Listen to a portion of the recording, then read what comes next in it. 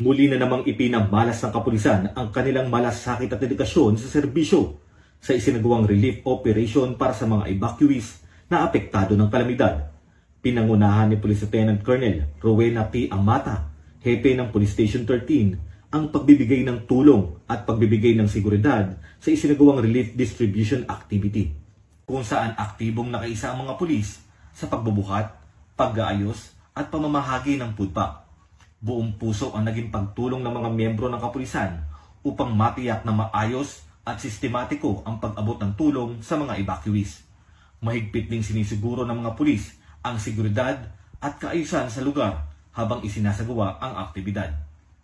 Ayon kay Police Lieutenant Colonel Amata, ang ganitong mga aktibidad ay hindi lamang simpleng pagtulong, kundi isang mahalagang hakbang upang mapalapit ang kapulisan sa komunidad at maiparamdam ang kanilang tunay na layunin, ang maglingkod at magmalasakit sa taong bayan.